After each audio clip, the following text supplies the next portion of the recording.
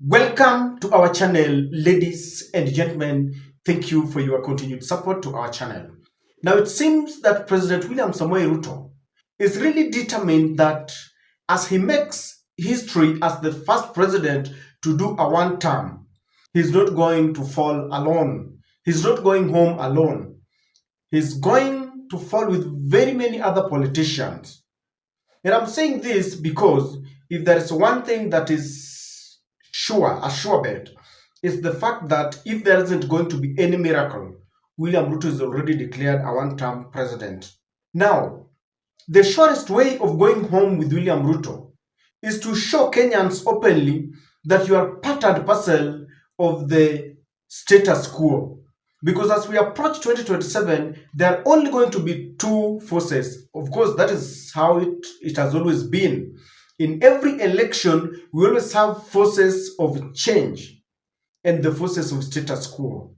In this sense, we have got an opposition that is so determined that they will uproot the entire UDA government from the bottom to the first level. That is going to be an election, a bottom-up election, because we are going to uproot UDA from bottom all the way to William Ruto, the presidency. Now, there are several MPs who have already signed their political obituaries, especially in Mount Kenya. I remember Eric Wamumbe, the member of parliament of Madira constituency, had already declared that he's not going to defend his seat. That is after trying to, measure his political muscle with that of Rigathi Gachagua.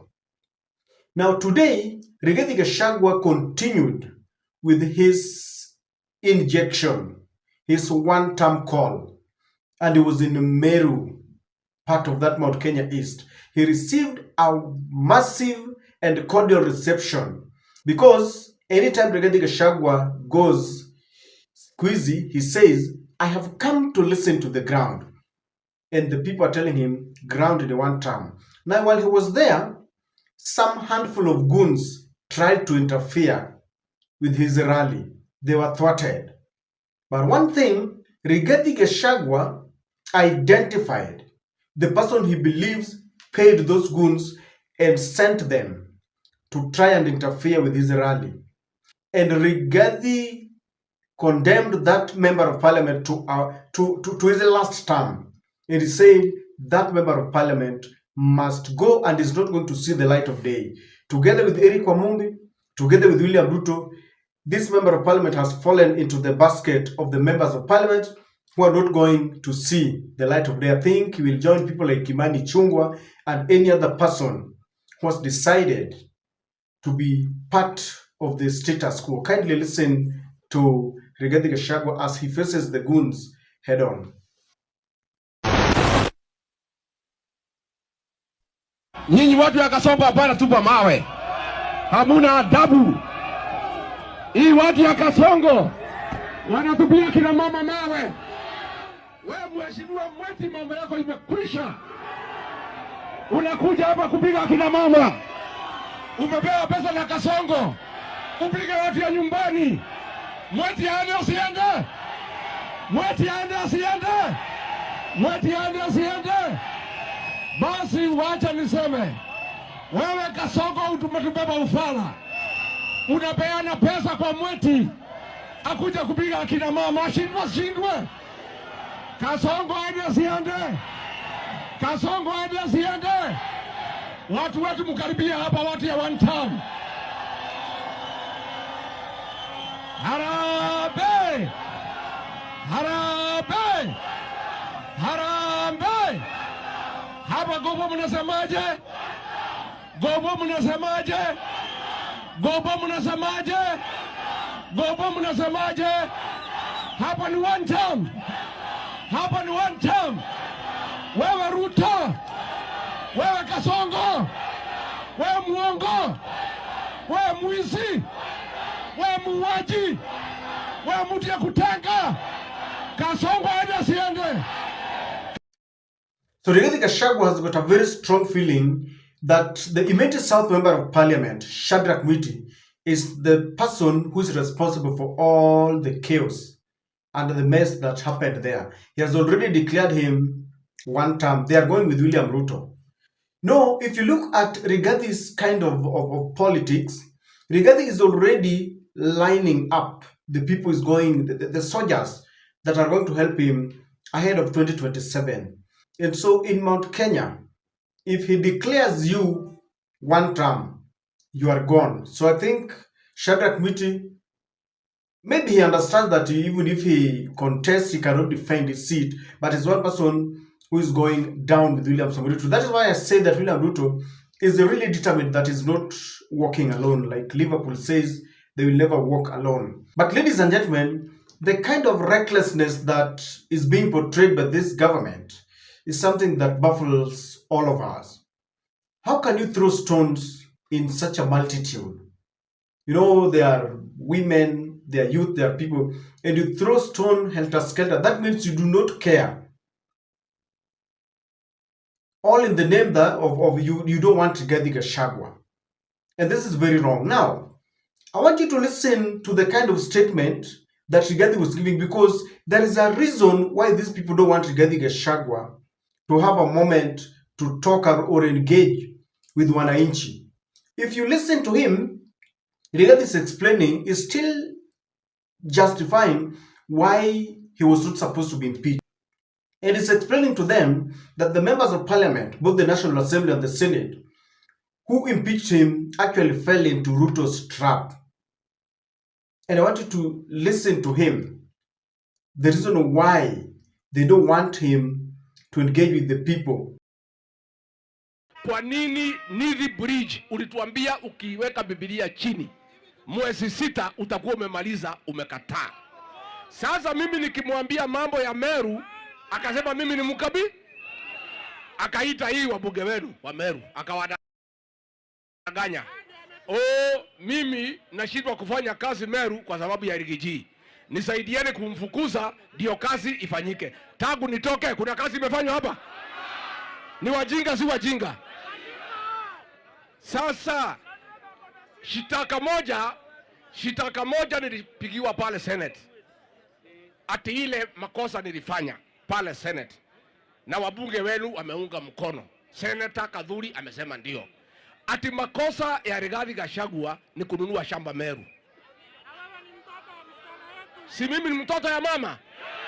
Sasa mimi nikinunua shamba Meru nirudi nyumbani nikuwe karibu na watu wetu, iko makosa? Sasa huyu senator wenu, hawa wabunge wenu wanaweza enda aje kufukuza Rigathi Gachagua ati amenunua shamba Meru? Ni ujinga si ujinga? Sasa mimi kama nikekuwa na shamba Meru na nimejenga na niko naibu wa rais, si ningekuwa karibu na nyinyi? Bona hawa wanasikia vibaya nikiwa nyumbani. Sasa mimi niseme hiyo shamba yangu ninunua, nitajenga, mtakuwa mkija kuniona hapo. Neguo. Si ndio? Kasongo na watu yake wameze we. Now you will also agree with me that those who impeached Rigathi Gachagua, those who do not align with his political ideologies, they are already gone. They have signed their political obituaries. Now, what can you conclude from what is happening, the kind of goons that are being sent? They are testing waters. And if it is true that Shadrach Miti is the one who engaged and sent the goons, then that is very unfortunate, because it can really result into deaths or maiming people unnecessarily. Because when you throw stones in a multitude like that, it means that you're reckless and careless. And that is what this government can be identified with. These people are afraid of Rigathi Gachagua. Because when they impeached Rigathi Gachagua, they thought Rigathi was an entity. They thought people will forget him as soon as he's impeached. But things have turned out to be different for them. The man they put in charge is no longer able to contain Rigathi Gachagua. Your deputy president, the appointed deputy president, Kithure Kindiki, is unable to match Rigathi Gachagua. And so they are really scared. They have now resorted to these violent attempts to try and contain Rigathi Gachagua. But the more they unleash violence, the more Rigathi gains popularity. And anyone who is in charge of the violence is already declared condemned by Gachagua and by the people. So they fear Rigathi Gachagua because their plans backfired after impeaching Rigathi Gachagua. Number two, the government of the day is very intolerant to any divergent views. You criticize them, you are gone. That is why we still have the case of Albert Ojwang. Just because Albert was criticizing a police officer, that is why our Gen Zs were killed, just because Gen Zs were saying no to the Finance Bill 2024, just because they were telling William Ruto, we want things to be done the right way. So if you are not aligning to their political ideology, if you're reading from a different script, you are an enemy, and the only way they deal with this is violence, kidnapping, or killing. If you ask me, the attitude of this government, the software, I've always said that this government has got two sides. There is that hardware, the face that they give us, pretending when they are in some prayer rallies, when they are making speeches, telling us that there will be an end to intolerance, there will be an end to abductions. That is the hardware. But one that is inherent in them, one that you cannot separate in them, the software, is that of very violent, intolerant, people who I can only call the butchers. These are people, they will not take a second to kill you if at all you are opposing them. And that is who they are. Because I can't understand how you target people. You just want to send goons. Basically, you want to create mayhem. Someone was telling me that this is Rigathi Gachagua who stage managed this. How can you stage manage some goons to throw stones at people whom you expect to be your voters? I mean, that cannot happen. I don't think Rigathi Gachagua can do that. These are the people he expects to ensure that they bring Ruto down. Come 2027, they have declared Ruto is a one-time president. So how can Rigathi Gachagua sabotage himself? You cannot sabotage yourself. I believe this is someone, but it cannot be Rigathi Gachagua. These are forces of status quo. Those who still want William Ruto to become the president in 2027, those who feel that Rigathi is now being a threat. The more they do that, the more all these plans and attempts do backfire. And let me tell you, this really points to us what will happen towards 2027. When parliament shall have been dissolved and campaigns are declared official, I can assure you, these kind of trends, we will see goons disturbing, threatening campaigns. That's the same thing that happened just the other day when we saw goons disrupting peaceful demonstrations.